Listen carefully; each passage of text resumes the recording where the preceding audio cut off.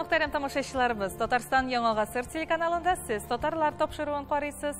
Әлеге чыгарылышта без сезгә атна дәвамында татарлар тапшыруында чыккан иң кызыклы видео язмаларын күрсәтербез. Бездән аерылмагыз. Самара шәһәрендә Мәүлид ән-Нәби пәйгамбәребезнең туган көне уңаеннан зур чара уздырылды. Мөхәммәд пәйгамбәр тормышта һәр яклап үрнәк булган. Әти, гаилә башлыгы, рухи остаз, хәрби җитәкче, сәүдәгәр, иптәш. Ул һәр кайда безнең өчен камил һәм соклану өчен зур мисал дигән сүзләр яңгырады сәхнәдә. Яшь буынга пәйгамбәр өйрәтеп калдырган кыйммәтләрне яхшылап сеңдерергә, үзләштерергә кирәк. Толырак Ләйсәнә Садретдинова видео язмасында.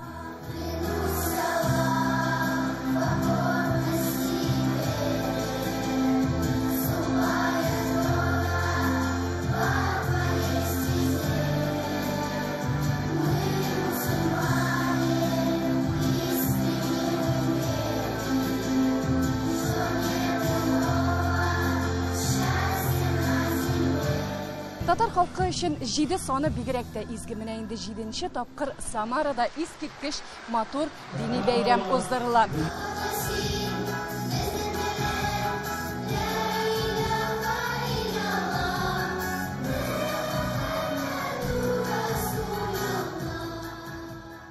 Нинди бәйрәм бу, кызлар, кайсы?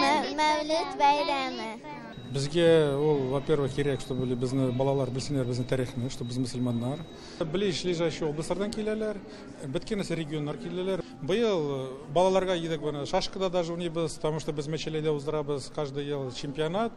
Командный ниде шашка белә. И хәзер Карачаева, Чекастан бигән килделәрне, халал продукция, парафармацевтика. Без аларны итербез үзебезнең авылга. Моннан соң мәчәләгә 50 кешегә без атсабыз производство. Ол халал парафармацевтикада, но Самар өлкәсендә ул будет беренче. Сүздә юк, һәр эшне башлар өчен ниндидер изге гамәлләр, вакыйгаларны искә алыр өчен кемнеңдер башлап йөрүе кирәктер. Татар халкында андый ул кызларыбыз байтак.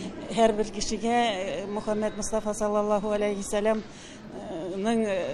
сәламнарыбыз, дугаларыбыз булсын дип, инде сулар һәр бер килгән кешегә дә сулар хәзерләдек, чәкчәкләр хәзерләдек, индивидуальный һәр бер кешегә. Благодаря региональному духовному управлению мусульман и организации Дуслы, которая ежегодно собирает мусульман Самарской области, имамов самарских мечетей, для того, чтобы вместе собраться и вновь почувствовать единение, плечо друг друга, поклониться великим ценностям, которые заповедал нам пророк. Да, и я думаю, что это очень важно для подрастающего поколения. Оештыручылар исә театральләштерелгән тамаша белән дә гаҗәпләндерделәр. Анда Самара шәһәренең яктылык мәктәбендә белем алучы укучылар катнашты. Мәктәбез инде 90% мондадыр. Укучылар, балалар белән айрым спектакль әзерләдек. Безнең бик талантлы педагог эшли Вәсимә Рашидовна. Белем бирү төп максат мәктәптә. Алайда тәрбия тагын да мөһимрәк дибез мәктәптә. Шуның өчен без татар җәмгыятьләре белән, дини нәзәрәте белән бик тыгыз элемтәдә эшлибез. Мәүлид бәйрәме бергә аралашу, бергә Пәйгамбәребез Расулуллаһ саллаллаһу алейхи ва сәлламның искә алу, дини сүзләрен тыңлау, вәгазьләр тыңлау, дуга кылулар. Монда бик зур әҗр-саваплар Аллаһ Тәгаләдән киләди. Шуның өчен безгә Ханафи мазһабы буенча яшәүләр өчен балаларны безнең артыбыздан биринге әби-бабайларыбызның диннәре буенча яшәр өчен шул бәйрәмнәрне үткәрәбез, иншалла. Аллаһ Тәгалә ярдәмнәре белән. Бу киңелеше бу Пәйгамбәр саллаллаһу вакытында булмаган хәл. Алайда Пәйгамбәр саллаллаһу үзе менә шул бәйрәмне туган көнен аерым тоткан. Чөнки баш көнне руза тотарган була. Һәм дә инде сахабалар сорый: "Я Расулулла, нишләп син баш көнне тотасың?" Мин баш көнне тудым, шул көнне хөрмәт итеп руза тотам ди. Инде без Пәйгамбәр саллаллаһу туган көнен әгәр дә уздырып, шатланып тора торган булсак, иншалла безгә дә әҗр-саваплар ирешер дип торабыз. Бәйрәмгә килгән һәр кем менә шушы искиткеч күргәзмәләргә тап була. Билгеле инде алар белән без дә танышып чыктык. Менә миңа яулык эшләп бирдегез башыма. Тагын нәрсәләр ясыйсыз? Бездә төрле киемнәр дә бар. Киемнәр дә тегәбез, милли киемнәр дә тегәбез. Айлапкыч та тегәбез кулча. Никах дигән бүләкләр дә тегәбез, бирнәләр дә тегәбез. Төрле әйберләр. Күңел паклана, аклана, монда күтәренке күңел белән киләбез, күтәренке кайф белән киләбез. Бер-беребезне күреп, бер-беребез белән аралашып, сөйләшеп. Yar Allah kabul kılsın, mübarek olsun beyramlar, kileçekler nasip olsun. Esselamu Aleyküm.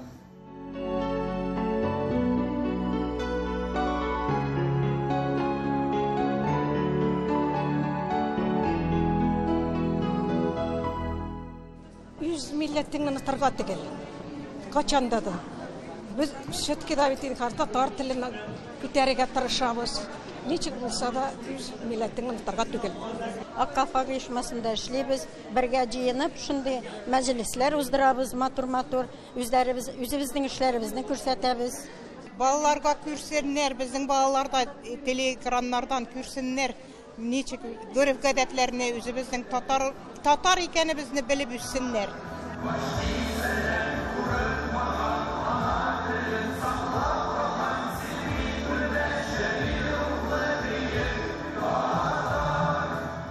Ләйсәнә Садырдинова, татарлар, Самара. Профессор Суфиянов исеме бөтен дөньяга мәгълүм. Аның федераль нейрохирургия үзәге эшчәнлеге төрле кыйтгаларда яшәүче күренекле табибларга үрнәк булып тора. Аның уңышларын мактаулы исемнәре дәлилли. Россия профессоры Альберт Суфиянов бөтен дөнья нейрохирургия академия әгъзасы. Кеше гомерен саклап калу аның иң изге бурычы. Күптән түгел генә әни карындагы балага операция ясап, гомерен саклап калган. Безнең иҗат төркемебез Альберт Суфиянов янына кунакка барып кайтты.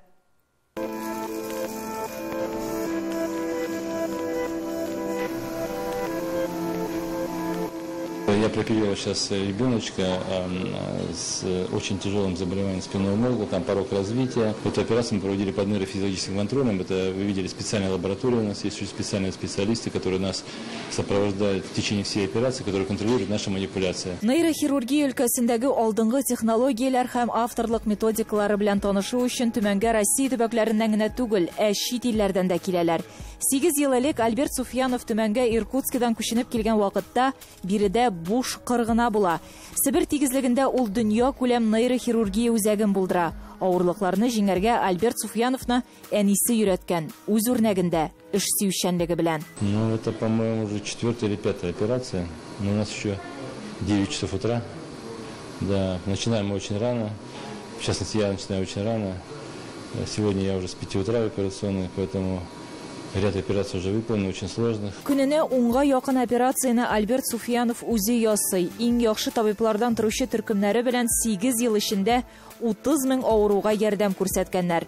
Профессорның казанышы аз травмалы хирургия. Андый төр операцияләрдән соң авыруга реабилитация кирәк түгел. Үзәккә кадрларны туплау белән Альберт Суфиянов үзе шөгыльләнә. Диварлар һәм җиһазлар авыруларны савыктырмый ди ул. Для этого я создал специальную лабораторию микрохирургической подготовки кадров. Вот. Ну и, конечно, основной костяк – это приехали мои бывшие аспиранты, ну и бывшие, и текущие аспиранты. Менә Рязаньнан килгән хирург зурайтылган 3D үлчәме аша операцияны күзәтә. Россиядә бу башка бер җирдә дә юк. Кадрлар тәрбияләү өчен Альберт Суфиянов Сеченов исемендәге 1-нче Мәскәү медицина институтында нейрохирургия кафедрасын җитәкли. Бөтен дөньядан җыелган табибларны укыту Мәскәүдә түгел, Төмәндә оештырылган. В данный момент у нас учатся много зарубежных специалистов. Например, в резидентуре сейчас у нас находится, скажем, там врач из Саудовской Аравии, из Риада, у нас находится врач из Африки, из Судана, у нас находится врач из Колумбии. АКШ, Европа, Азия, Латин Америкасы 5 ел эчендә күпләгән илләрдән 900 хирург Төмән нейрохирургия үзәгендә мастер-классларда катнашкан. Очень приятно удивлен был видеть такой уровень технологий здесь. Здесь мы даже видим частично новую аппаратуру, чем что мы используем в наших клиниках на Франкфурте на Майне. Дистәләгән диплом һәм сертификатларны Альберт Суфиянов дөньяның төрле почмакларыннан алып кайткан. Алар монда билгеле бер максат белән эленеп торалар. Чтобы людям не казалось, что путь нейрохирургии очень легкий. Вот, ну, решили повесить, чтобы молодые ординаторы, врачи понимали, насколько это сложно, чтобы стать квалифицированным врачом. Самое ценное вот это, конечно, диплом. Это диплом Всемирной академии нейрохирургов. Вот, это очень такое закрытое общество нейрохирургическое, это всего 100 человек в мире там. Самых ведущих нейрохирургов. Россия медицинасы тарихында Альберт Суфьянов бу дәрәҗәгә ия булган икенче нейрохирург. Халыкара конгресслар, конференциялар, лекциялар бу билгеле бер биеклек кенә. Иң мөһим вакыйгалар менә шушы медицина үзәгенең диварлары эчендә.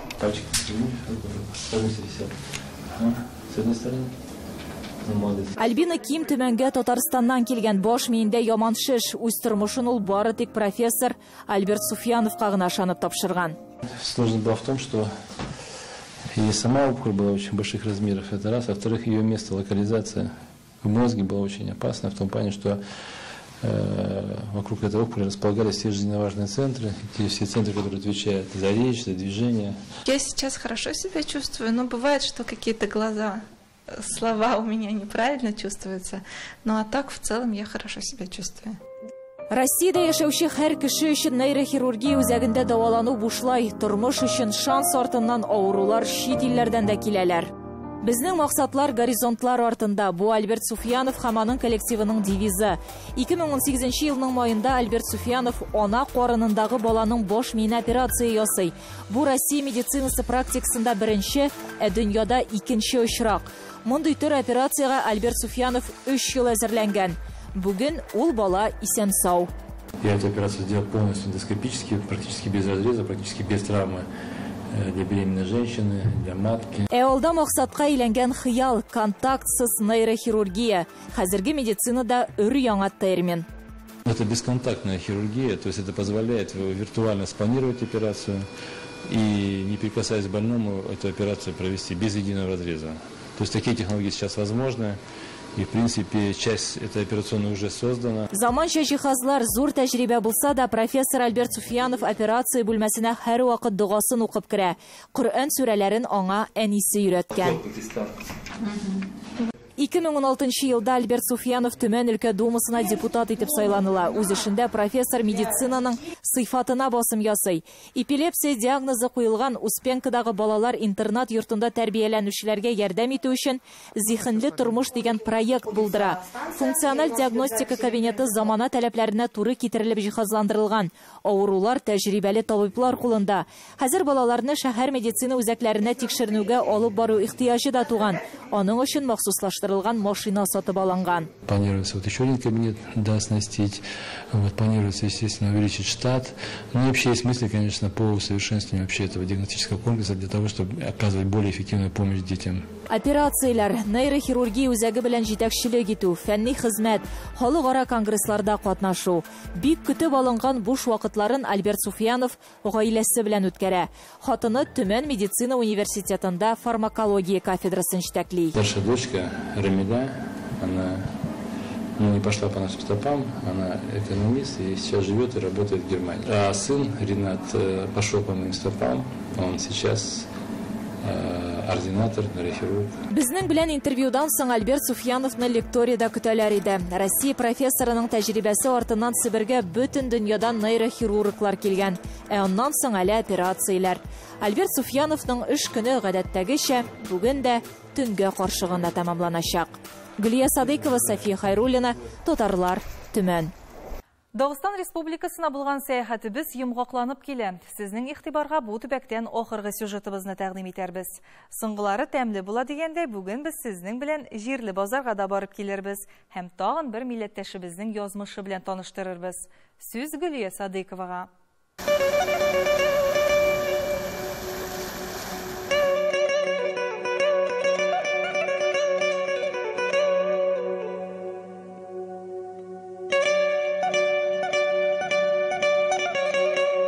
Һәрбер төбәкнең үзенә генә хас үзенчәлеге бар. Үз төсе, исе, ризыклары. Без менә хәзер Махачкала шәһәре базарында. Монда нәрсә белән генә сәүдә итмиләр. Менә безнең игътибарны җәлеп иткәне ул менә шушы виноград яфраклары булды. Бу виноград яфраклары тузлы суда тотылып, 2 атна дәвамында эшләнелә икән. Бу махсус ит ризыкларын төрер өчен.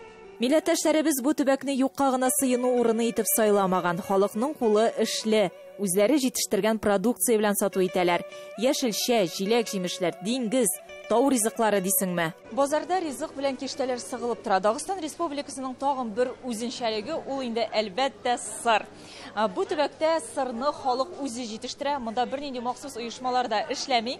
Менә шушы базарда да сырның берничә төре тәкъдим ителә. Биредә сыер сөтеннән, кәҗә сөтеннән һәм шулай ук сарык сөтеннән дә сыр әзерлиләр. Овечьи сыры, они чуть соленые бывают. А вот, например, вот это сыр, он овечий сыр, он стоит 1000 рублей килограмм. Это чисто клератинский сыр. Его готовят чабаны. Я его не готовила, его готовят высоко в горах. Для этого специально держат баран. Баран, надой же у них мало идет. У коров-то надой больше идет, а баран идет меньше. Там 200 грамм, 300 грамм молока. Из этого, например, чтобы готовить килограмм сыра, его надо 200-250 овец подоить. Сыер һәм кәҗә сөтеннән булганнары 300 килограммы 300 сумнан. Пәризә Гәрәйханова базарда инде бик күптән сатучылык итә. Кечкенә чактан ук мал тоттык, шуның белән яшәдек ди ул. Сыр әзерләүнең барлык серләрен дә белә. Сырларны озак вакыт саклау өчен дә барсы уйланылган. Аларны махсус әзерләнгән тозлы суда тоталар. Инде базар буйлап сәяхәтебезне дәвам итик. Дагыстанда гына әзерләнә торган ризыкларның тагын берсе урбеч. Это наш экологически чистый продукт, лен, косточки, урбеча. Его сначала жарим, потом через мельницу пропускаем. И вот урбеч получается. Это от бронхов, от гриппа, от простуды, от всего очень даже хорошо.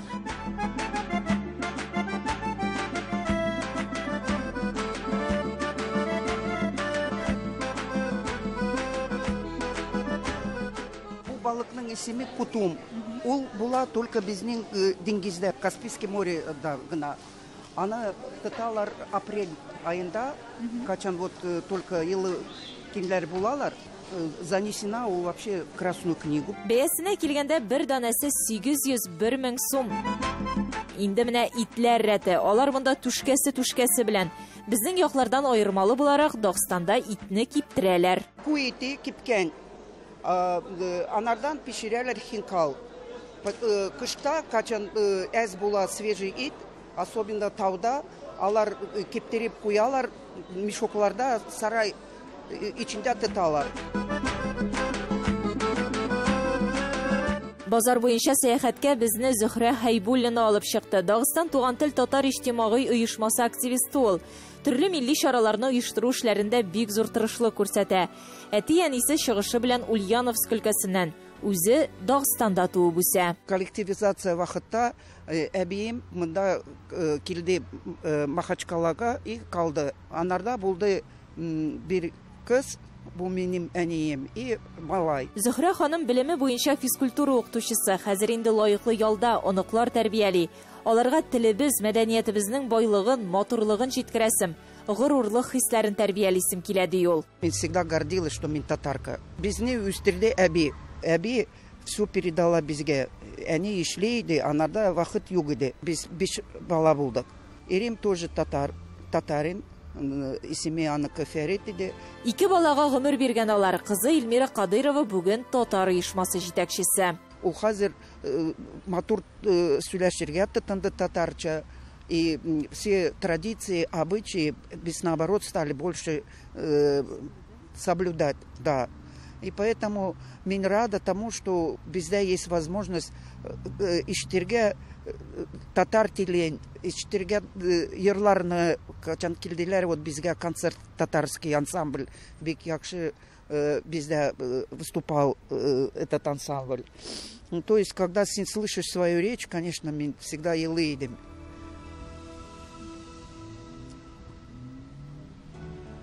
Потому что редко ишетесен, и хотелось бы, конечно, еще больше слышать.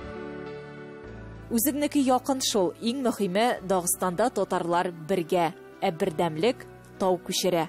Гөлия Садыйкова, татарлар, Махачкала, Дагыстан Республикасы. Россия һәм Татарстан Республикасының танылган татар фольклор коллективлары кабаттан Йошкар-Олага җыелды. Бу юлы гасырлар авазы дип исемләнгән фестивальгә Әлеге ансамбльләр үз төбәгендәге йолаларны торгызып, алтын хәзинәбез дип кадерләп саклаучылар. Ешкар аладагы татар үзәген тутырып, сәхнәне гөрләтеп чыгыш ясадылар. Тулырак хәбәрчебез Ләйсән Хаҗиева.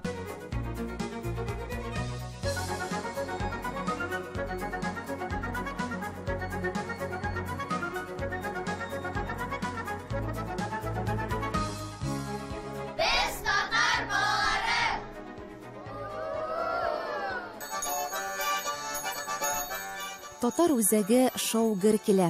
Иртәдән кичкә кадәр репетицияләр дәвам итә. Үзләре төрле нинди кызыклы уеннар бар, шуларны уйлап киләләр минем. Афәрин бик булган минем коллектив. Борынгы кием салымнарны барларга тырышабыз. Менә яулыкларда борынгы бит әле мондый хәзер яулыклар кибетте дә юк. Шуңа күрә күлмәкләрендә шулай трәсикләр инде. Менә без бүген дә Жинноскидан чыктык. Электән килгән менә татар халкы бит инде ала киләрдә җырлар җырлап, гармуннар уйнап урамнарда утырганнар. Ә менә без инде шул гасырлар авазы дигән менә бүгенге бәйрәмгә шул гасырлар авазы менә нәкъ гармун әйтә. Татарча җырлап, рәхәтләнеп бүген ял иттек. Яшкарлы шәһәрендә безне каршы алучыларга иң олы рәхмәтләребез. Менә инде без үзебезнең татар икәнебезне менә шушы мотор группалар белән, мотор күлмәкләребез белән үзебезнең татар икәнебезне исбатладык. Менә җетләр әйтәбез. Борынгы җырларны җырларга тырышабыз инде күбрәк. Өйрәнергә татар халык җырларын. Менә балаларыбыз шуны береп күреп үссен дибез инде.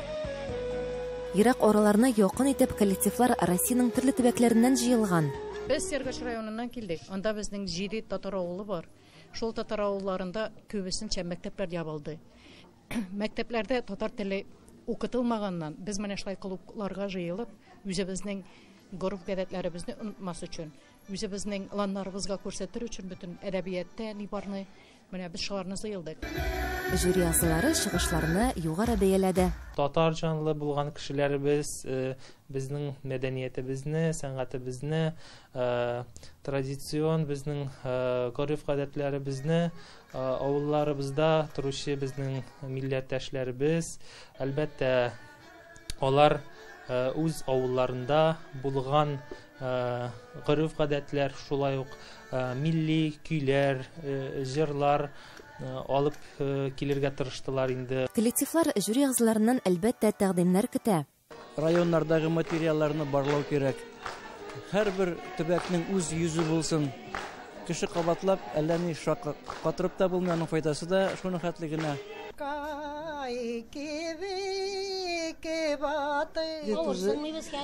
Яшьләр тегеләр, 60 яшендә, нукларыбыз үзләребез, йортларыбызны калдырып киләбез, кызыксынып, күрәбез кешеләрне, яңа кешеләр танышабыз.